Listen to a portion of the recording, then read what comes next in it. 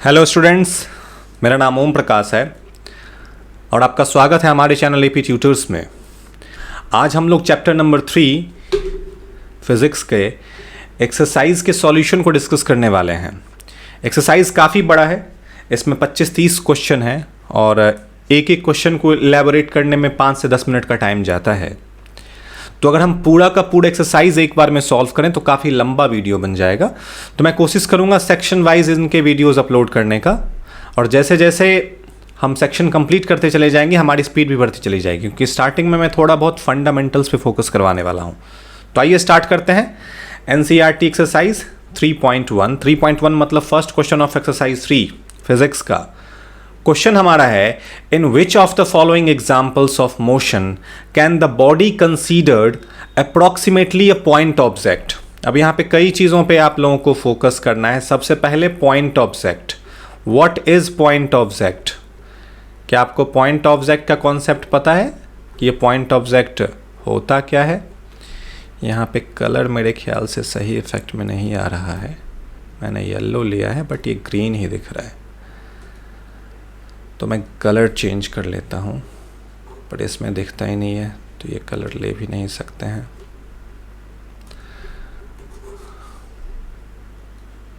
चलिए मैं पेन का इस्तेमाल कर लेता हूँ। ओके, हमें यहाँ पे फोकस करना है इस टर्म पॉइंट ऑब्जेक्ट पे।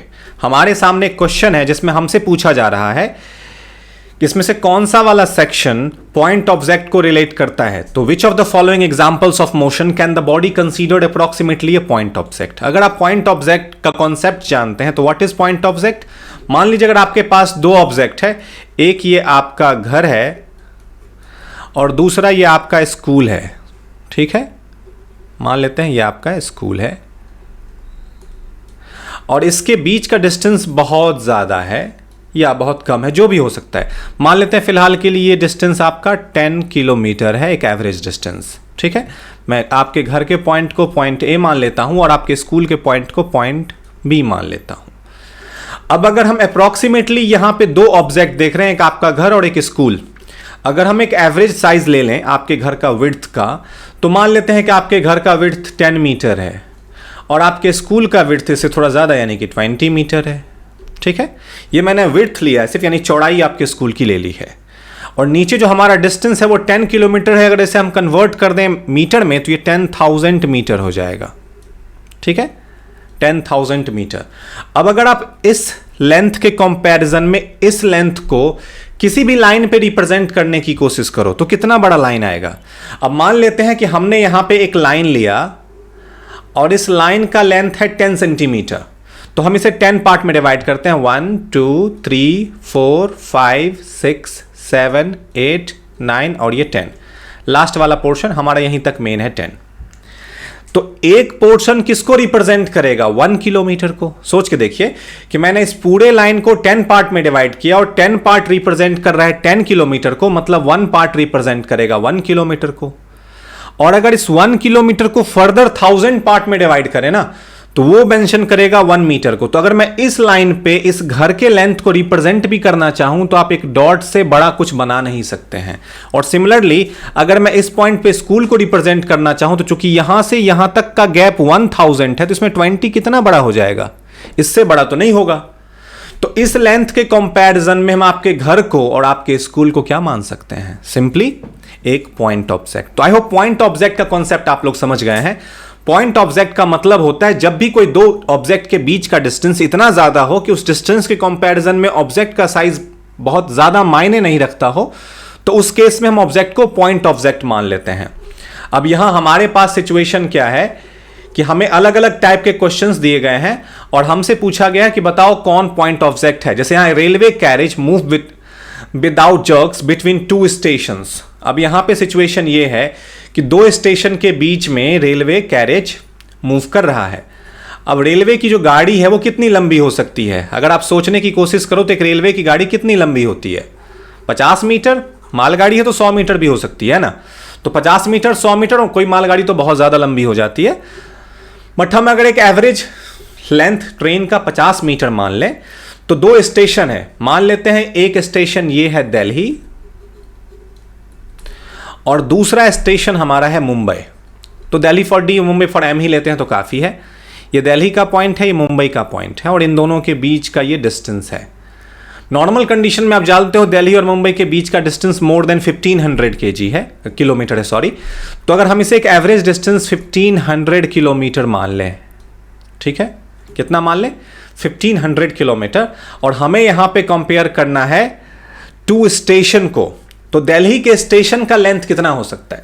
मान लेते हैं एक स्टेशन पे एक बार में 2 गाड़ियां या 3 गाड़ियां खड़ी हो जाएं, तो अगर 50 मीटर का एक ट्रेन है तो हो सकता है कि दिल्ली स्टेशन का जो लेंथ है वो 150 मीटर हो, और मुंबई रेलवे स्टेशन का भी लेंथ कितना हो, 150 मीटर हो, बट दोनों के बीच का गैप कितना है, 1500 किलोमीटर।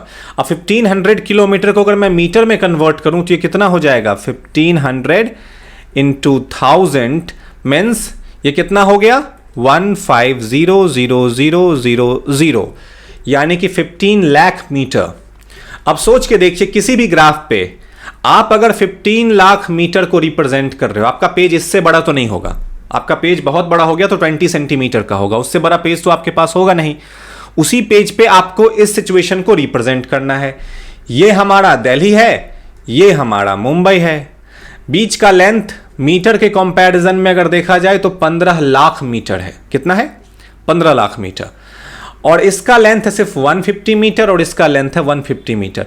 अगर मैं इसे 15 पार्ट में डिवाइड भी करूं ना तो एक पार्ट का लेंथ इतना आएगा और इसकी वैल्यू 1000 मीटर होगी, और अगर मुझे इसमें से 150 निकालना है तो उसका लेंथ कितना ज्यादा हो जाएगा, इससे बड़ा तो नहीं होगा। सिमिलरली मुंबई का लेंथ भी इससे बड़ा नहीं होगा। तो कभी भी दो स्टेशन के बीच में हम स्टेशन के साइज को क्या मान लेते हैं, पॉइंट ऑफ सेक्ट। तो railway carries moving without jerks between two stations, या तो दोनों स्टेशन के कंपैरिजन में आप ट्रेन को भी क्या मान सकते हो, पॉइंट ऑफ जेक्ट। तो फर्स्ट क्वेश्चन में हमारा रेलवे कैरेज पॉइंट ऑफ जेक्ट माना जा सकता है। पूरा का पूरा स्टेशन ही अगर हमारा पॉइंट ऑफ जेक्ट हो गया तो सोच के देखिए, क्या हमारा रेल पॉइंट ऑफ जेक्ट नहीं होगा। अगर मुझे यह बताना है कि ट्रेन सर्टेन टाइम पे यहां पहुंच गई थी, तो मैं इससे बड़ा कोई डॉट नहीं दे सकता इस लाइन पे, क्योंकि इसका जो ओवरऑल साइज इस लाइन के साइज के हिसाब से मैंने कंपैरेटिव में निकाला था वो बहुत छोटा है। तो इतना बड़ा ट्रेन है यहां पे, फिर अगर ट्रेन यहां पहुंच गया तो मैं ये बताऊंगा। तो आपको जब भी इस लाइन पे ट्रेन को रिप्रेजेंट करना पड़ता है, आप एक डॉट से ही रिप्रेजेंट करते हो, इसका मतलब ये एक पॉइंट ऑफ जेक्ट है। Now case number 2, a monkey sitting on the top of a man cycling smoothly on a circular path. अब ये सिचुएशन पहले वाले से अलग है, बट यहां भी हमें पॉइंट ऑफ जेक्ट का कॉन्सेप्ट समझाना है, तो समझ लेते हैं। बहुत टफ ये भी नहीं है।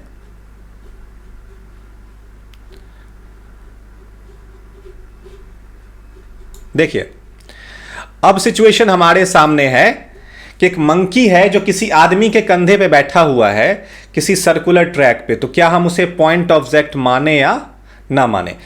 जब भी कोई आदमी, अब आदमी को अगर मुझे रिप्रेजेंट करना है किसी सर्कुलर पाथ पे घूमता हुआ, तो सर्कुलर पाथ को नॉर्मल कंडीशन में हम ऐसे रिप्रेजेंट कर सकते हैं कि ये हमारा एक सर्कुलर पाथ है, और इस पाथ पे मान लेते हैं साइकिल वाला चला रहा है। तो हम जानते हैं कि इसका हॉरिजॉन्टल हाइट कुछ इस तरह का होगा, बट अगर साइकिल को सर्कुलर पाथ पे रहना है तो साइकिल इस एंगल पे झुका हुआ होना चाहिए।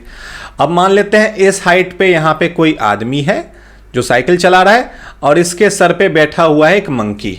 ऑब्वियसली मंकी बहुत छोटा नहीं होता, बट हमारे हाइट का भी नहीं होता। तो जब ये आदमी सर्कुलर पाथ पे मूव कर रहा होगा तो साइकिल के साथ और उसके खुद के वेट के साथ हो सकता है उसका सेंटर ऑफ मास इस जगह पे हो, ठीक है। और अगर इसके सर पे मंकी डाल देंगे तो सेंटर ऑफ मास हो सकता है थोड़ा बहुत आगे पीछे हो जाए, थोड़ा ऊपर हो जाए, बट ओवरऑल मोशन को रिप्रेजेंट करने के लिए इस मंकी का फर्क सिर्फ इतना पड़ा कि इसका सेंटर ऑफ मास एक पॉइंट से चेंज होकर दूसरे पॉइंट पे आ गया। तो overall representation of monkey on circular motion, हमें सिर्फ सेंटर ऑफ मास को थोड़ा डिस्प्लेस करना पड़ा, जो कि एक पॉइंट ही है। ये भी एक पॉइंट ही है जिसको हम सेंटर ऑफ मास बोलते हैं। तो टेक्निकली इसमें कोई खास फर्क नहीं आया, क्योंकि आपका वेट हो सकता है 70-80 kg हो, आपके साइकिल का वेट हो सकता है 20 से लेके 50 kg के बीच में कुछ भी हो। तो आप दोनों मिलाकर के ऑलरेडी 100 kg को हो, उसमें अगर हम 10 kg का एक मंकी ऐड भी कर दें तो 110 kg हो जाएगा। तो ओवरऑल सेंटर ऑफ मास कितना चेंज हो जाएगा, थोड़ा आगे या थोड़ा पीछे, बट वो ओवरऑल फिर भी आपके सेंटर ऑफ मास को हम एक पॉइंट से ही रिप्रेजेंट करते हैं। दैट्स वाई सर्कुलर मोशन में किसी मंकी के आ जाने से ओवरऑल पॉइंट पे कोई फर्क नहीं पड़ता, इसका मतलब जो मंकी है वो एज अ पॉइंट ऑब्जेक्ट ही कंसीडर किया जाएगा। अब आपके सर पे मैं पूरा का पूरा हाथ ही डाल दो ना, तो वो पॉइंट ऑब्जेक्ट नहीं होगा, क्योंकि आपका पूरा का पूरा सेंटर ऑफ मास गड़बड़ा जाएगा। मान लो ये ऑब्जेक्ट का साइज इतना बड़ा हो जाता तो सेंटर ऑफ मास आपसे निकल के कहीं और चला जाता, तब हम इसको सेंटर ऑफ मास नहीं मानते। तो ऑब्जेक्ट यहां पे बहुत छोटा है आपके कंपैरिजन में, तो यहां भी क्या मान सकते हैं, इसे सेंटर ऑफ मास। देखिए इस तरह के क्वेश्चन में बस आप लोगों को यह याद रखना है कि अगर ऑब्जेक्ट का साइज हमारे कंपैरेटिव रेफरेंस के टर्म में बहुत छोटा हो या हमारे ओवरऑल रेफरेंस पे बहुत बड़ा फर्क नहीं डालता हो, तो उसे हम पॉइंट ऑब्जेक्ट मान लेंगे। और ये सब रिप्रेजेंटेशन के बेसिस पे है। अगर हम दिल्ली और मुंबई शहर के बीच में कंपैरिजन कर रहे हैं तो दोनों के बीच का डिस्टेंस कितना है, 1500 किलोमीटर, पर दोनों का खुद का साइज भी कितना है, तो दिल्ली का ओवरऑल खुद का साइज भी 40-45 किलोमीटर तो होगा। तो 1500 किलोमीटर में इस 45 किलोमीटर को इग्नोर नहीं कर सकते, यानी दो शहरों के बीच के डिस्टेंस में पूरे के पूरे शहर को इग्नोर नहीं कर सकते, उसे पॉइंट ऑब्जेक्ट नहीं मान सकते। हां, अगर दिल्ली और न्यूयॉर्क शहर के बीच का हमें डिस्टेंस निकालना है तो हो सकता है इनके बीच का डिस्टेंस अगर 12,000 किलोमीटर हो, तो 12,000 किलोमीटर में अगर 3 जीरो और लगा दे तो मीटर हो जाएगा, या नहीं भी लगाएं 3 जीरो, क्योंकि दोनों शहरों का साइज भी क्या है अपने आप में, दोनों शहरों का साइज खुद भी किलोमीटर में है। तो 12,000 किलोमीटर में अगर 40 किलोमीटर का डिफरेंस लेना हो, और मैं 12,000 किलोमीटर को किसी ग्राफ पे रिप्रेजेंट कर रहा हूं और इसको मैंने 12 पार्ट में डिवाइड किया, और एक पार्ट अगर 1,000 किलोमीटर को रिप्रेजेंट कर रहा है, तो इसमें 30-40 का कोई बहुत बड़ा रोल नहीं होगा। तो अगर शहरों का डिस्टेंस बहुत ज्यादा हो गया तो पूरा का पूरा दिल्ली और पूरा का पूरा न्यूयॉर्क को भी हम पॉइंट ऑब्जेक्ट मान सकते हैं। तो इस तरह के कॉन्सेप्ट में बस ऐसे ही चलना है। तो अगर आप चाहते हैं एनसीईआरटी एक्सरसाइज एक स्पैन में खत्म किया जाए तो थोड़ा आपको स्पीड बढ़ाना पड़ेगा और कॉन्सेप्ट समझने पे ज्यादा ध्यान देना पड़ेगा, ठीक है। पार्ट 3 है spinning cricket ball that turn sharply on hitting the ground. अब ये सिचुएशन थोड़ा डिफरेंट है। जैसे मान लीजिए ये आपका ग्राउंड है, यहां पे क्रिकेट का ये बॉल आता है और टर्न होकर के इधर चला जाता है। क्रिकेट के बॉल का साइज इतना तो होगा ही, और यहां पे भी हम बता सकते हैं इतना होगा। तो क्या इस केस में हम इसको बोल सकते हैं कि ये पॉइंट ऑब्जेक्ट है या नहीं है? सोचने की देखिए, इसको कोशिश करना है कि हमने बेसिक कॉन्सेप्ट यहां पे इलैबोरेट कर लिया है, तो इस मामले में अब दिक्कत नहीं होना चाहिए। जब भी आप क्रिकेट खेलते हो, जो आपके पिच का साइज होता है और किसी पर्टिकुलर जगह पर अगर बॉल गिरती है और फिर आप तक आती है, तो बॉल का एक कंसिडरेबल साइज होता है उसके बेसिक पिच के लेंथ में, या जहां पे वो गिरता है, जहां से टर्न होता है, इसके हिसाब से। तो इतने बड़े बॉल को एक छोटे से रेफरेंस में हम पॉइंट नहीं मान सकते। दैट्स वाई इस रेफरेंस में हम इसको पॉइंट नहीं मानेंगे। ये ऑब्वियस था, एक छोटा सा पिच, उस पे बड़ा सा बॉल, बॉल उतना भी बड़ा नहीं बट इतना बड़ा तो है कि हमें आराम से दिख जाता है। कोई पॉइंट ऑब्जेक्ट होता है इसके बीच में, जैसे एक पिच का लेंथ ऐसा मान के चलते हैं कि 22 या 23 फुट या मीटर होता है, मुझे एग्जैक्टली नहीं याद है, बट अगर मान लेते हैं 22 फुट का ही होता है, तो 22 फुट के टर्म में सोचो, अगर यहां पे एक बॉल रखी हुई है और एक बॉल इस साइड रखी हुई है, तो उसका साइज उस पिच के कंपैरिजन में इतना भी छोटा नहीं कि उसे पॉइंट मान लें, ठीक है। तो पिच के लेंथ के कंपैरिजन में हम बॉल को कभी भी पॉइंट नहीं मानते, तो ये वाला हमारा पॉइंट ऑब्जेक्ट के कॉन्सेप्ट में नहीं आएगा। और नेक्स्ट है tumbling beaker that has slipped off the edge of the table. अब ये तो और भी नहीं आना चाहिए। अगर आप लोग अभी तक पॉइंट ऑब्जेक्ट के कॉन्सेप्ट को समझ गए हो तो आप लोग ये इजीली समझ गए होंगे कि एक बीकर एक टेबल के कंपैरिजन में पॉइंट ऑब्जेक्ट कैसे होगा। मान लो ये आपका टेबल है, ठीक है, ये हमारा टेबल है। मैं पेज को थोड़ा ऊपर कर लेता हूं, और इस टेबल पे कोई बड़ा सा बीकर रखा हुआ है, कुछ भी रखा हुआ है, बड़ा सा छोटा सा, ऐसा एक बीकर रखा हुआ है। इस पूरे बीकर को हम टेबल के कंपैरिजन में एक पॉइंट ऑब्जेक्ट तो नहीं मानते, या स्लिप होकर के अगर ये यहां भी गिर गया तो भी हम इसे एक पॉइंट ऑब्जेक्ट नहीं मानेंगे। टेबल के कंपैरिजन में ये पॉइंट हो सकता है, बट ये एक पूरा का पूरा सिस्टम पॉइंट नहीं हो सकता। तो ऑब्वियसली आपके इस क्वेश्चन में दो चीजें पॉइंट ऑब्जेक्ट की कैटेगरीज में आती थी और दो चीजें नहीं आती थी। रेलवे कैरिज, यानी रेलवे गाड़ी का जो डब्बा है या पूरा का पूरा ट्रेन है, वो पॉइंट ऑब्जेक्ट हो सकता है अगर दो स्टेशन के बीच में कंपैरिजन कर रहे हो। Monkey sitting on the top of a man, ये भी हो सकता है, बट स्पिनिंग क्रिकेट बॉल, अच्छा मंकी सिटिंग में आप ये कह सकते हो सर पूरे के पूरे पिच के कंपैरिजन में आपने बॉल को पॉइंट नहीं माना, बट एक आदमी के हिसाब से मंकी इतना बड़ा दिखता है तो उसे हमने पॉइंट ऑब्जेक्ट क्यों माना? क्योंकि यहां पे कॉन्सेप्ट सेंटर ऑफ मास के बेसिस पे आ गया था, ठीक है। तो इलैबोरेट करते समय ये याद रखना है, क्योंकि जो भी सर्कुलर पाथ है अगर आप एक बड़ा सा सर्कुलर पाथ लोगे और इसमें आदमी के मूविंग सिस्टम को देखोगे तो उसमें ओवरऑल इंसान का जो ओवरऑल पोजीशन है वो खुद ही बहुत छोटा होता है, और चूंकि मंकी उसी के हेड पे है तो जो उसका रिप्रेजेंटेशन ऑफ मोशन था वही रिप्रेजेंटेशन ऑफ मोशन मंकी का भी, क्योंकि दोनों का सेंटर ऑफ मास सेम हो जाता है, इसलिए पूरा का पूरा system he centre of mass था। ठीक है, अब अगले वाले क्वेश्चन पे आ जाते हैं। फर्स्ट क्वेश्चन में 2 पार्ट आपका सेंटर ऑफ मास था और 2 पार्ट आपका सेंटर ऑफ मास नहीं था, याद रखिएगा क्यों है कैसे है। अब ये वाला क्वेश्चन और भी इजी है। क्वेश्चन यहां पे है the position time graph for 2 children A and B running from their school O to their homes P and Q respectively are shown in figure, choose the correct entries in the bracket below. आपको entries choose करना है। पहले तो NCERT के questions को ही कई बार हम लोग नहीं समझते हैं, और जब तक क्वेश्चन नहीं समझेंगे आंसर कैसे देंगे। यहां पे ग्राफ है, ग्राफ को तो बाद में समझेंगे, पहले ये एंट्री समझ लेते हैं, इस एंट्री को पढ़े कैसे। अब यहां एंट्री दिया गया है A/B lives closer to school than B/A। इसका मतलब क्या है, जब आप A वाले को पढ़ रहे हो ना तो इसका कंपैरिजन या तो आप B से करो या फिर A से करो। तो अगर आप A वाले को पढ़ रहे हो तो B वाले को पूरी तरह से इग्नोर करना होगा, और इसका कंपैरिजन या तो B से होगा या A से होगा। तो इसको पढ़ने का मतलब है A lives closer to the school than B। या तो आप ऐसे पढ़ोगे क्योंकि A का कंपैरिजन हम B से कर सकते थे, या फिर B lives closer to school than A। तो जब पहला स्टार्ट करोगे तो दूसरे वाले का फर्स्ट लो, और जब दूसरा स्टार्ट करोगे तो दूसरे वाले का भी दूसरा लो। इस तरह से इसे पढ़ना है। अब देखते हैं इसे अप्लाई कैसे करना है। फर्स्ट क्वेश्चन है कि A या B में से कौन एक दूसरे का मतलब स्कूल के क्लोजर है। ठीक है ना, तो देखते हैं। हमारा यहां पे सिचुएशन ये है कि इस ग्राफ में A and B running from their school O to their homes P and Q। अब O से एक पहुंचा है P तक और दूसरा पहुंचा है Q तक। तो P के पास कौन पहुंचा है, इस ग्राफ को अगर हम एक्सटेंड करें तो आपको पता चल जाएगा कि P के पास कौन पहुंचा है, A। यानी P पे किसका घर है, A का। तो अगर P पे A का घर है तो किसका डिस्टेंस कम होगा, सोच के देखो। अगर इस पॉइंट को इससे मिलाए ना तो हमें पता चलता है कि जब B पॉइंट Q के सामने पहुंचा तो इसका डिस्टेंस ये है। O हमारा स्कूल है और P और Q इनका घर है। P हमारे A का घर है और जो Q है वो B का घर है। तो अब खुद सोच के देखो यहां पे कौन नजदीक है, तो A नजदीक है P के। तो ऑब्वियसली फर्स्ट का आंसर क्या होता, कौन क्लोजर है स्कूल के, तो A। यानी इसे हम पहले इरेज कर लेते हैं, फिर आंसर लिखने का तरीका। इस वाले को मिटा दो और इसमें से इन दोनों को मिटा देते हैं। पहले सबको मिटा ही देते हैं और फिर यहां पे ड्रॉ करते हैं। हमें इसका आंसर कुछ ऐसे देना पड़ेगा कि A lives closer to school than B, यानी A स्कूल के क्लोजर है। सिंपल, ये मैंने इस ग्राफ के हिंट से बस देखा और समझ में आ गया। आपको बस करना यह था कि पोजीशन टाइम ग्राफ है, तो इस पॉइंट पे A स्कूल पहुंच गया और इस पॉइंट पे B स्कूल पहुंच गया। तो इस पॉइंट पे इसका डिस्टेंस कितना कवर्ड हुआ था, दिस। तो P इसका घर है और Q इसका घर है, तो स्कूल तक पहुंचने में जितना टाइम इसको लगा that is OP। OP is smaller than OQ, therefore A closer to क्या है, स्कूल है। नाउ दूसरा पार्ट है A या B में से कौन स्टार्ट करता है अर्लियर जाना।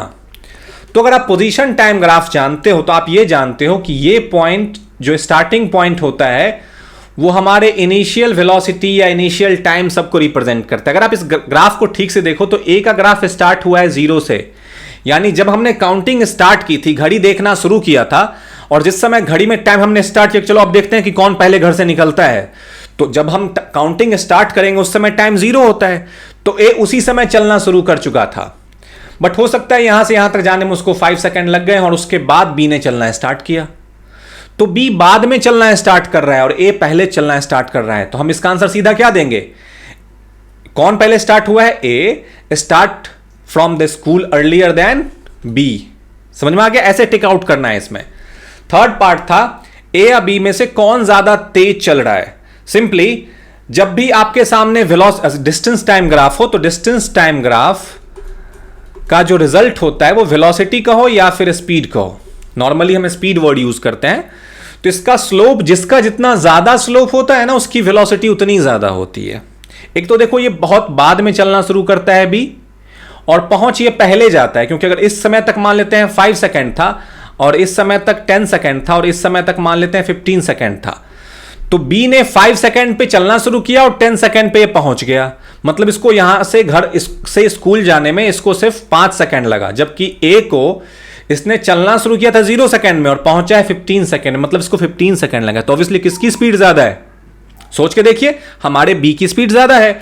और अगर आप ये कंपैरिजन नहीं भी कर पाए तो आपको ये याद रखना होगा कि वेलोसिटी टाइम ग्राफ में जिसका स्लोप जितना ऊंचा होगा, जैसे एक स्लोप अगर डिस्टेंस टाइम ग्राफ में ये है और दूसरा स्लोप ये है, तो देख के ही लग रहा है इसके स्लोप से इसका स्लोप ज्यादा स्टीप है, ऊपर है। तो जिसका स्लोप जितना ज्यादा ऊपर हो, समझ जाइए उसकी स्पीड उतनी ही ज्यादा है। तो सी का आंसर क्या हो जाएगा?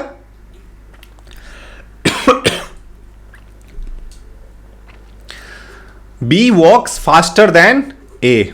इसमें बी जो है वो ए से ज्यादा तेज चल रहा है। पार्ट डी हमारा है A and B reach home at the same और डिफरेंट टाइम। यानी आपसे पूछा जा रहा है ए और बी में से होम कौन पहले पहुंचता है, क्या दोनों सेम टाइम पे पहुंच जाते हैं या अलग अलग टाइम पे पहुंचते हैं, ये भी देख लेते हैं। अब यहां इस ग्राफ से दिख रहा है कि जब ए घर पहुंचा उस समय 15 सेकंड है। वैसे इस ग्राफ में टाइम नहीं दिया गया, मैंने बस ऐसे ही कंपैरिजन के लिए ले लिया है। और जब बी घर पहुंचा तो 10 सेकंड हो रहा था। तो पहले कौन घर पहुंचा? ऑब्वियसली जिसकी स्पीड ज्यादा है वो घर जल्दी पहुंचेगा। तो कौन जल्दी घर पहुंचा? बी। जबकि रहता दूर है बी, फिर भी जल्दी पहुंच गया बी। तो कौन जल्दी घर पहुंचा? B reach the home. इसने कहा reach the home at the same और डिफरेंट टाइम, तो हमें बोलना है different time. A and B reach the home at different time, दोनों अलग अलग टाइम पे पहुंचे हैं। एक पहले पहुंच गया है, दूसरा बाद में पहुंच गया है। तो इसका आंसर होगा डिफरेंट टाइम में। A and B reach the home at different time, इसमें डिफरेंट पे टिक लगाना था। और पार्ट ई है ए एंड बी ओवरटेक, मतलब ए में से बी, मतलब ए ओवरटेक करता है बी को या बी ओवरटेक करता है ए को ऑन रोड। ठीक है, एक बार करता है या 2 बार करता है, दोनों ही बातें दिखानी। तो देखिए इस चीज से हमें पता है कि ए की वेलोसिटी कम है बी से, तो ऑब्वियसली बी ने ओवरटेक किया होगा ए को। और इस ग्राफ को देख के लगता है कि दोबारा ओवरटेक करने का नौबत तो आया ही नहीं। जब भी दो चीजों का स्पीड टाइम ग्राफ हमें पता हो तो वो जितनी बार इंटरसेक्ट करते हैं आपस में उतनी बार चीजें ओवरटेक होती हैं। यहां एक ही बार इंटरसेक्ट कर रहा है, तो ओवरटेक कौन किसको कर रहा है? बी ओवरटेक कर रहा है ए को वंस, एक ही बार कर रहा है, 2 बार नहीं कर रहा है। तो जैसा कि मैंने कहा था कि यहां क्वेश्चन जैसे लिखा जाता है, सबसे पहले हमारे लिए जरूरी होता है क्वेश्चन को समझना। यहां क्वेश्चन ही समझ में नहीं आता कि लिखा हुआ क्या, इसका आंसर कैसे देना है। इस क्वेश्चन का आंसर लिख के हमें देना ही नहीं था, बस हमें टिक आउट करना था चीजों पे। समझ में आ गया? ये हमारा सेकंड क्वेश्चन था। अब हम लोग आ जाते हैं थर्ड वाले क्वेश्चन पे। क्वेश्चन को बस ध्यान से देखते जाइए, बहुत ज्यादा कंफ्यूजिंग नहीं है। मैं कोशिश करूंगा कि आज एटलीस्ट 4 क्वेश्चन आप लोगों को एक वीडियो में करवा दूं, क्योंकि ये 4 क्वेश्चन करवाने में ही मेरा कम से कम आधा घंटा से ज्यादा वीडियो में लग ही जाएगा। और इतना लंबा वीडियो हो जाने के कारण हम बहुत ज्यादा देर तक इसे नहीं खींच सकते, वरना फिर ये बोरिंग हो जाता है और कमरे में गर्मी भी बहुत ज्यादा है यहाँ पे। नाउ क्वेश्चन नंबर 3 यहाँ पे है, women start from her home at 9 AM। अब इसके लिए हमें बनाना एक्चुअली में ग्राफ है, एक्सटी ग्राफ। तो पहले हम ग्राफ के लिए कुछ बेसिक पैरामीटर्स ले लेते हैं। चलिए मान लीजिए ये हमारे ग्राफ का एक्स वाला पोर्शन यानी कि डिस्टेंस वाला पोर्शन है, और ये जो नीचे वाली लाइन है ये हमारा टाइम वाला पोर्शन है। तो हमें एक्स टी ग्राफ ड्रॉ करना था, तो हमने इसे टी मान लिया और इस वाले को एक्स मान लिया। ये हमारा ओरिजिन है। चलिए ये हमारा एक्स ग्राफ है और ये वाला हमारा वाई एक्सेस है। नाउ क्वेश्चन में दिया गया है कि start from her home at 9 AM। तो जो इसका स्टार्टिंग पॉइंट है वो क्या होना चाहिए? Technically 9 AM। तो मैं इस 0 को 0 ना लेकर के मैं इसे 9 AM ही ले लेता हूं, अच्छा रहेगा, क्योंकि ये जब स्टार्ट हुआ था उस समय ये 0 नहीं था। तो मान लेते हैं इस पॉइंट पे ये 9 AM पे अपनी वेलोसिटी स्टार्ट करती है।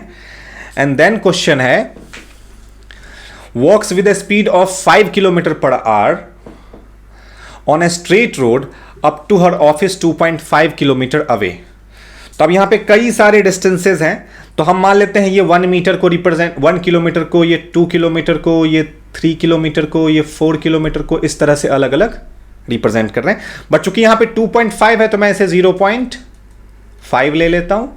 ये 1 हो जाएगा, ये 1.5 हो जाएगा, ये 2 हो जाएगा, और इस वाले को हम 2.5 मान सकते हैं। ये किलोमीटर में है, याद रखना है।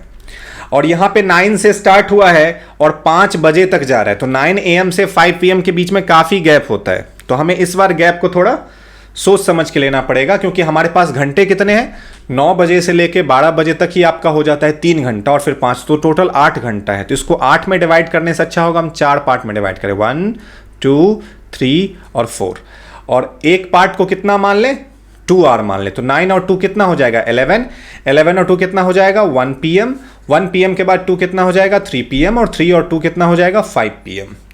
अब ध्यान से समझते हैं इस क्वेश्चन को।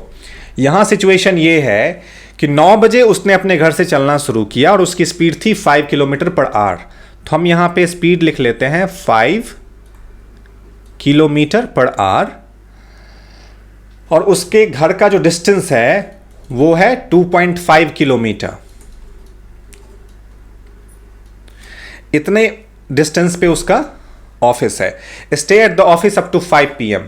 तो सोचिए इस स्पीड से जाता है और इतना डिस्टेंस कवर करना होता है उसे। आपके सामने सिचुएशन ये है कि इन्होंने ये नहीं बताया है कि कितने देर में वो ऑफिस पहुंच जाती हैं। इन्होंने कहा था कि 9 बजे वहां से स्टार्ट करती हैं, walks with the speed of 5 kilometre per hour on a straight road up to her office 2.5 kilometre away office, और उस ऑफिस में वो रहती हैं 5 बजे तक। जब वो रिटर्न होती हैं घर तो उस समय उनकी स्पीड होती है 25 किलोमीटर पर आवर, और हमें यहाँ पे एक सूटेबल ग्राफ देना है। सिचुएशन यहाँ पे हमारे सामने ये है कि हम कैसे फाइंड आउट करें कि कितने देर में वहां तक पहुंचे हैं। तो अगर आपके पास स्पीड और डिस्टेंस पता हो तो आप जानते हो टाइम कैसे निकाला जाता है। सिंपली पहले जाने वाले का निकाल लेते हैं। अगर मैं यहां पे लिखूंगा तो प्रॉब्लम ये होगा, मुझे इसे मिटाना होगा, मैं नहीं चाहता मैं इसे मिटाऊं। तो मैं क्या कर लेता हूं, पहले इसे यहां से हटा देता हूं और इसे सेपरेटली सॉल्व कर देता हूं। ओफो,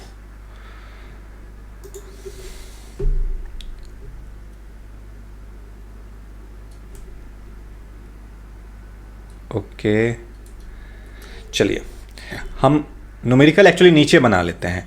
जाते समय उसकी स्पीड कितनी थी, तो मैं यहाँ पे मान लेता हूँ S1 is equal to 5 kilometre per hour, और डिस्टेंस 1 कितना है, तो 2.5 किलोमीटर। ठीक है, तो टाइम 1 क्या हो जाएगा, speed is equal to distance upon time होता है, तो time is equal to distance upon speed. तो D1 अपॉन S1, D1 का वैल्यू क्या है 2.5, और S1 का वैल्यू कितना है 5 किलोमीटर पर आवर। तो इज इक्वल टू क्या आ जाएगा, 2.5 2 होता है 5, तो 1/2 आवर। अब हमने जो यहाँ पे टाइम लिया था 9 to 11, ये टोटल एक्चुअली में 3 आवर को रिप्रेजेंट कर रहा है ना, या 2 आवर को कहिए, और हमारा टाइम आया है हाफ आवर, यानी कि जाने में उसको आधे घंटे ही लगे, और वो कितना डिस्टेंस उसने कवर कर लिया। तो मुझे ग्राफ के लेंथ को थोड़ा बढ़ाना पड़ेगा ताकि आपकी अंडरस्टैंडिंग इसमें क्लियर हो सके। तो मैं क्या करता हूं, इस लेंथ में क्राइटेरिया थोड़ा चेंज कर लेता हूं और इस ग्राफ के लेंथ को बढ़ा लेता हूं, क्योंकि रेफरेंस पॉइंट का लेंथ अगर हम ज़्यादा ना रखें तो प्रॉब्लम ये हो जाता है कि ग्राफ बहुत श्रिंक्ड काइंड ऑफ बन जाता है ना, और ज़्यादा श्रिंक ग्राफ बना तो प्रॉब्लम होगी। अब मान लेते हैं कि अगर मैं यहाँ पे 9 बजे से स्टार्ट करूँ और ये 1 घंटे का ही गैप हो, तो 10 हो, ये 11 हो, ये 12 हो, ये 1 हो, ये 2 हो, ये 3 हो, ये 4 हो, ये 5 हो, तो हमारे पास अब सफिशिएंट ऑप्शन है। टाइम हमारे पास आधा घंटा है, तो 9 से यानी कि उस 9:30 बजे कहाँ पहुँच गई होंगी, अपने ऑफिस। ऑफिस तक उनका डिस्टेंस कितना था 2.5 किलोमीटर। तो आपको देखना होगा कि इस वाले पॉइंट को एक्चुअली में आपको मिलाना होगा किससे,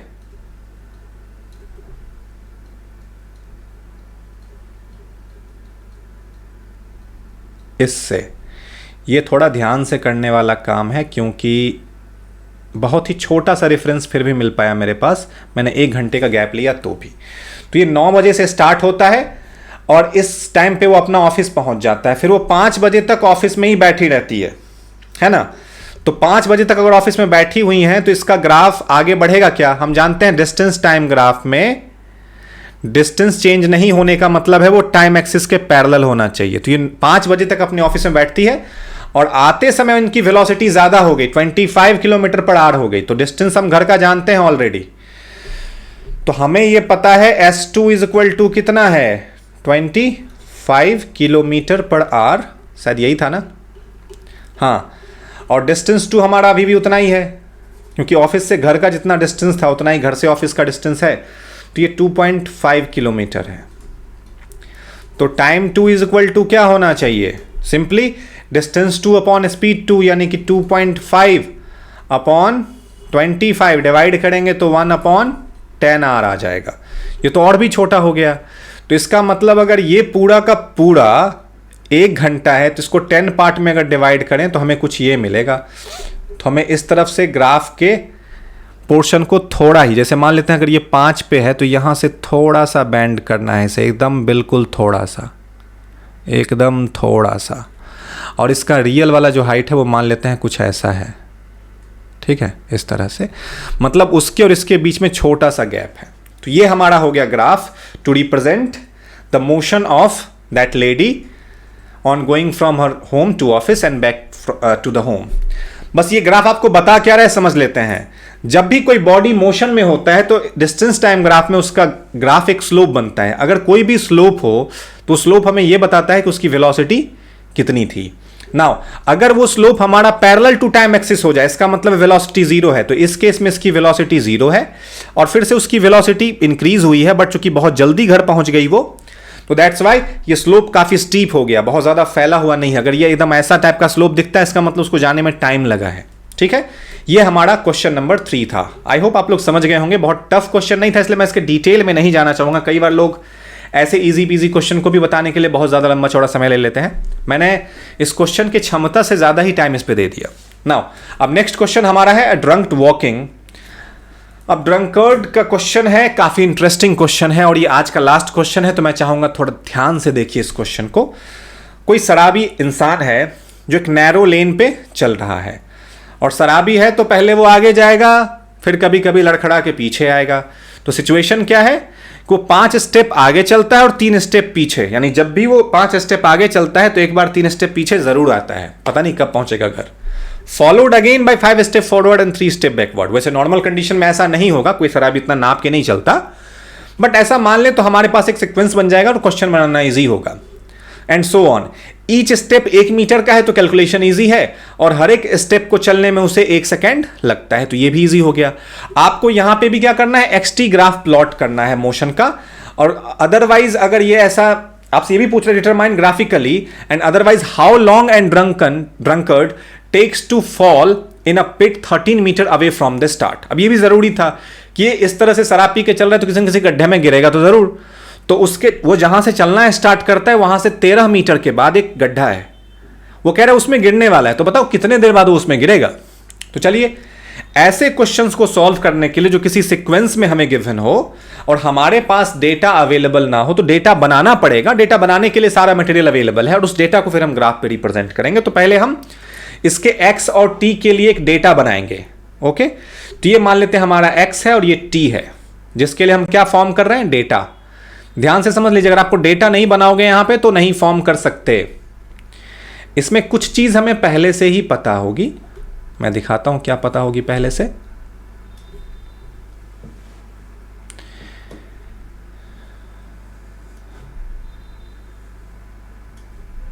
अब देखिए हमें टोटल 13 सेक्शन तक जाना है तो काफी नैरो बॉक्स बनाने पड़ेंगे। पहली बार वो 5 स्टेप आगे जाता है तो डिस्टेंस कितना कवर करेगा, 5 मीटर। टाइम कितना लगा होगा, 5 मीटर। पहले रुक जाइए, एक्चुअली में हमें यह भी ध्यान रखना पड़ेगा कि ये सीधा 5 मीटर नहीं जाएगा, क्योंकि टाइम को स्टार्टिंग से देखना है। तो जिस समय टाइम 0 था तो उसने 0 डिस्टेंस कवर किया, तो हमारा जो डिस्टेंस टाइम ग्राफ बनेगा वो 0 से स्टार्ट होगा और ये अच्छा भी है। अगले 5 सेकेंड में उसने 5 मीटर का डिस्टेंस कवर किया। अब इसे ध्यान से देखते जाइए, देखने में जितना इजी लगता है उतना होता नहीं। वैसे है तो ये क्वेश्चन इजी, मैं इसे टफ नहीं मानता हूं, बिल्कुल हैवी नहीं, बट हम कंफ्यूज हो जाते हैं कई बार। तो इसने 5 सेकेंड में 5 मीटर का डिस्टेंस किया कवर। अगली बार क्या हुआ कि 5 मीटर आगे जाने के बाद वो 3 मीटर पीछे आएगा, क्योंकि 3 कदम वो पीछे चला आता है लड़खड़ा के। तो टाइम कितना हो जाएगा, टाइम 5 सेकेंड और बढ़ जाएगा इस पे। तो 5 सेकेंड और बढ़ा देंगे तो कितना सेकेंड हो जाएगा, ये 10 सेकेंड।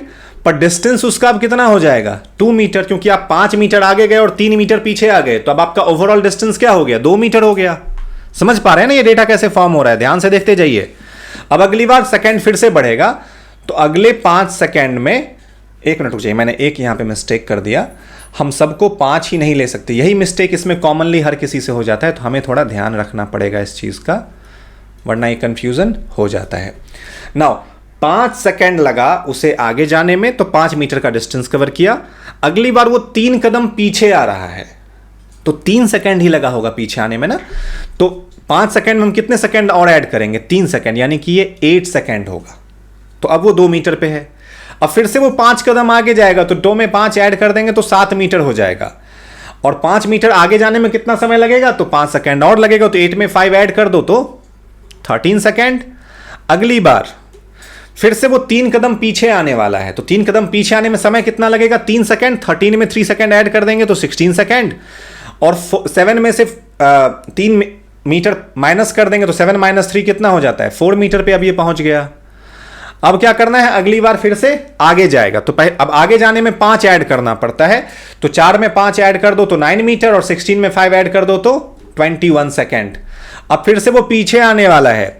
जब वो पीछे आएगा तो कितना होने वाला है टाइम हमारा? आप कहोगे सर ये कहां तक जाके खत्म होगा? तो ये 13 मीटर जिस समय हमारा डिस्टेंस पूरा हो गया, उस समय हमारा ये डेटा फॉर्म होना बंद हो जाएगा। ठीक है, तो आपको बस इस बात का ध्यान रखना है कि 13 मीटर कब पूरा होता है। तो इस समय हम आगे गए थे, पीछे जाएंगे 3 मीटर, फिर से वो पीछे आएगा, तो ये 6 हो जाएगा। 9 माइनस 3 6, और 21 प्लस 3 24। इसके बाद 6 में फिर से 5 ऐड करेंगे तो कितना हो जाएगा? 11 मीटर, और इसमें भी 5 ऐड कर देंगे तो 29 सेकेंड। इसके बाद क्या होने वाला है? फिर से 3 मीटर वो पीछे आएगा, क्योंकि 3 कदम पीछे आना है। 11 माइनस 3 कितना हो जाता है? 8, तो 8 मीटर पे आ गया। और इसमें 3 सेकेंड और ऐड कर देंगे तो 29 माइनस 3 क्या होता है? मतलब प्लस 3 क्या होता है? 32 होता है। अब अगली बार जब ये 5 कदम जाएगा ना, तो 13 पूरा हो जाएगा, मतलब ये गड्ढे में गिर गया। और 5 सेकेंड इसमें भी ऐड कर देंगे तो 37। तो हमारा ग्राफ ओवरऑल यहां पे आके फिनिश हो जाता है। तो 13 मीटर का डिस्टेंस कवर करने के बाद ये गड्ढे में गिरने वाला था, और उस समय उसकी टाइम कितनी थी? 37 सेकेंड। तो 37 सेकेंड पे वो गड्ढे में गिरा। तो ये तो पहला पार्ट हो गया, और क्वेश्चन का आंसर भी हो गया। वो हमसे पूछ रहा था कि how long drunken takes to fall in the pit. ये तो डायरेक्ट ऐसे ही सॉल्व करते करते हमने निकाल लिया। नाउ अब सिचुएशन है, इस चीज को हमें ग्राफ पे रिप्रेजेंट करना है। इसका ग्राफिकल रिप्रेजेंटेशन बड़ा ही घूमा हुआ होता है, तो जरा ध्यान से देखना है। मैं इसके ग्राफ को यहां ड्रॉ कर रहा हूं। इसका ग्राफ थोड़ा लंबा आपको लग सकता है, बट मैं चाहता हूं कि थोड़ा सा इसको फोकस्ड होकर के देखिए कि इसकी ग्राफ की मुझे हाइट थोड़ी ज़्यादा रखनी पड़ेगी, क्योंकि टाइम का गैप बहुत ज़्यादा है। और डिस्टेंस हमारे पास कितना है?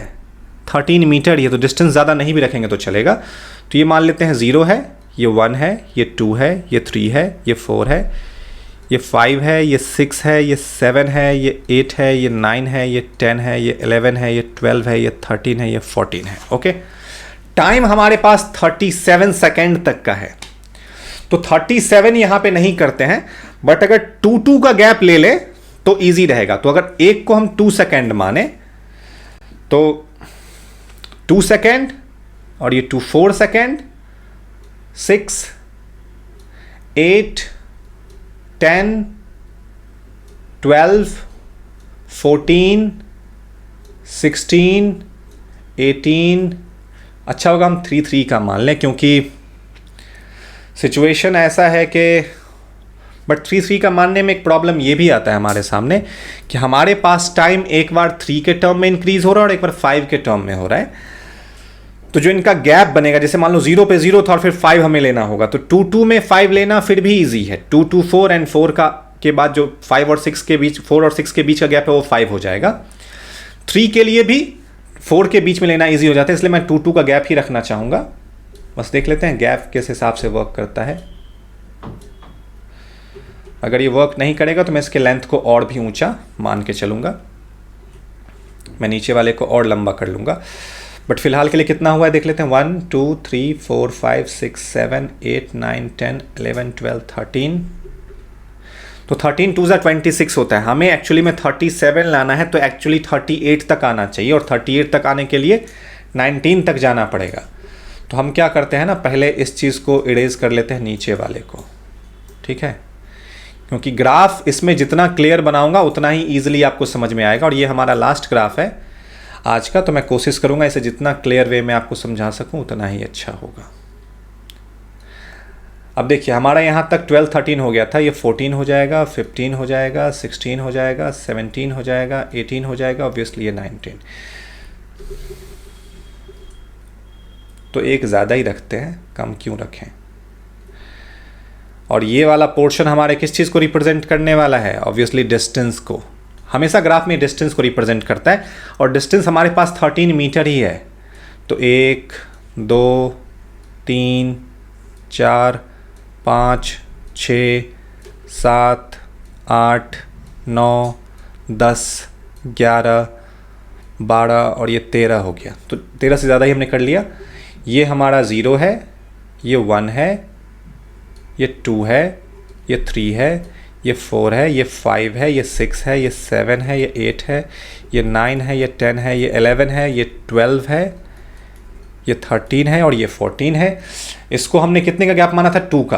तो चलो ये 2 सेकेंड है, ये 4 सेकेंड है, ये 6 सेकेंड है, ये 8 सेकेंड है, ये 10 है, ये 12 है, ये 14 है, ये 16 है, ये 18 है, ये 20 है। अब ऊपर आते हैं, 20 के बाद ये हमारा 22 है, 24 है, 26 है, 28 है, 30 है, 32 है, 34 है, 36 है और ये 38 है। चलिए अब हम डेटा को प्लेस करते हैं। पहला ग्राफ हमारा कहाँ कहाँ पे है, 0 0। ओके, आइए स्टार्ट करते हैं इस क्वेश्चन को करना हम लोग। हमने अपना चार्ट बना रखा है और ये हमने ग्राफ के लिए पैरामीटर्स ले लिया है। तो अब इस पे हम लोग स्टार्ट करने वाले हैं। हमारा पहला टाइम है 0 और डिस्टेंस है 0। टाइम वाला ग्राफ हमारा ये है, ये आपको याद रखना पड़ेगा कि ये वाला जो पोजीशन है वो टाइम वाला है और नीचे वाला हमारा डिस्टेंस के लिए है। मैं इसमें कलर चेंज कर लेता हूं दूसरा। ओके, चलिए तो 0 0 पे दोनों कहां पे अवेलेबल होने वाले हैं, इस पॉइंट पे। तो पहला पॉइंट हमारा ये हो गया। दूसरा है जब उसने 5 सेकेंड का टाइम कवर कर लिया तो डिस्टेंस कितना हो गया, 5 सेकेंड। तो दोनों के लिए एक डॉटेड लाइन ड्रॉ कर लेते हैं। मान लीजिए ये इसके 5 सेकेंड वाला है, ये रहा इसका 5 सेकेंड और नीचे वाला हो गया 5 मीटर का डिस्टेंस। तो ये इसका हो गया लाइन ऑफ ग्राफ। दूसरा है अगले बार 8 सेकेंड में वो सिर्फ 2 मीटर पे पहुंच गया, यानी फिर से वो रिवर्स आ गया ना। तो इसको आप इससे मिलाओगे, मतलब इसके सामने इसको ले जाना है। तो इसका टाइम क्या हो जाएगा, चूंकि अगली बार ये यहां पहुंच गया था तो यहां से अब कहां पहुंचेगा, इस वाले पोजीशन पे, है ना। ग्राफ कुछ इस तरह का होगा क्योंकि टाइम इधर है, ग्राफ को उल्टा देखना है आप लोगों को। ओके, अगली बार क्या हुआ, अगली बार हमारा डेटा आ गया 8 के बाद। 8 पे वो 2 पे था, फिर 13 पे वो 7 पे पहुंच गया। तो टाइम जब आप 13 लोगी जो कि 12 और इसके बीच में है, इसको अगर हम थोड़ा आगे एक्सटेंड करें तो वो 7 पे पहुंच गया। थोड़ा और आगे होगा, हाँ। ये ग्राफ थोड़ा केयरफुल करके बनाना है आप लोगों को, कुछ खास नहीं है क्वेश्चन में। अब ये 7 मीटर पे पहुंच गया, तो अगली बार इसका ग्राफ इस तरह का हो गया। इसके बाद क्या होने वाला है, जब टाइम हमारा 16 हो गया तो फिर से वो 4 पे पहुंच गया। यानी टाइम को अगर हम 16 ले लें तो वो 4 पे है, यानी कि इसके सामने। ये दिख रहा है पोर्शन आपको,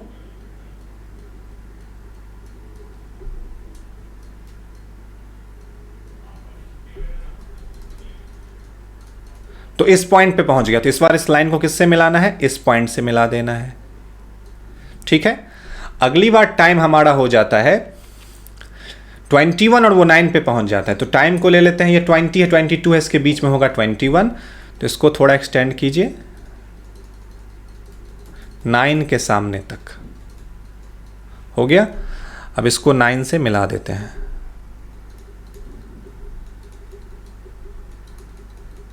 ये 9 से मिला दिया और ये वाला पोर्शन किससे मिल जाएगा, इस वाले से। ओके, मैं बाद में आप लोगों को दिखाऊंगा ग्राफ को घुमा के, क्योंकि हमें टाइम को नॉर्मली नीचे लेना होता है और डिस्टेंस को साइड में लेना होता है। मैंने इसमें उल्टा किया है, टाइम को लिया है ऊपर में, क्योंकि टाइम का गैप हमारा ज़्यादा था और ग्राफ थोड़ा क्लियर बने, इसलिए मैंने टाइम को लंबे में ले लिया है। वैसे वेलोसिटी टाइम ग्राफ में हम वर्टिकल को डिस्टेंस टाइम ग्राफ में वर्टिकल को डिस्टेंस और हॉरिजॉन्टल को टाइम लेते हैं, बट मैंने अपोजिट लिया है, हम ले सकते हैं। नाउ नेक्स्ट है हमारा 21 के बाद 24 सेकेंड और उसमें डिस्टेंस 6 है, तो 24 किसके सामने आके मैच होने वाला है? 6 के सामने। तो 24 को आप आगे बढ़ाइए ये सोच के कि वो 6 के सामने आएगा। 24 को हमें लाना है 6 के सामने, तो ये रहा इसका 6 वाला पोजीशन। ये इससे मैच हो गया। अब इस वाले पॉइंट को इससे मिला देना है, ठीक है ना। अब ये इधर पहुंच गया। अब अगली बार हमारा क्या है डेटा? 29 पे 11 मीटर, तो 29 यहां से स्टार्ट होगा। तो पहले इसको थोड़ा दूर ले जाते हैं,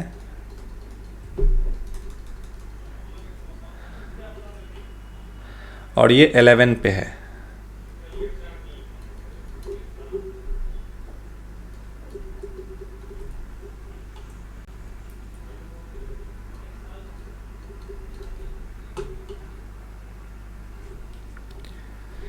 ये हमारा 11 के लिए आ रहा है नीचे,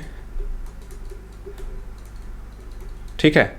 अब ये दोनों पॉइंट कहाँ मिल रहे हैं? इस पॉइंट पे, तो ये हमारा आंसर हो जाएगा इस जगह पे।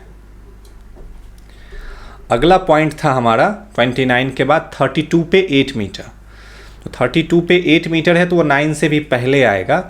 ऑब्वियसली 9 वाला पॉइंट हमारा ये है, तो 8 टेक्निकली हमारा ये होने वाला है 32 पे, है ना। तो 32 को इस पॉइंट से मिलाने वाले हैं, तो सीधा इसको यहाँ से ऐसे मिला देते हैं। ये ऐसे आ रहा है। 32 के बाद हमारा 37 है और उस पर 13 पे चला जाएगा, तो 37 हमारा ये रहा। 37 को हम आगे बढ़ा देते हैं।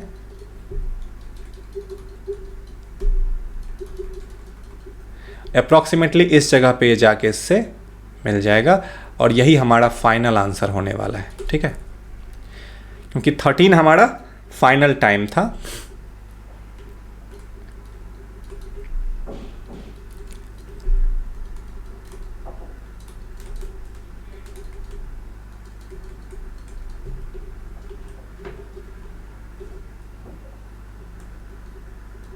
ये रहा 13 पे।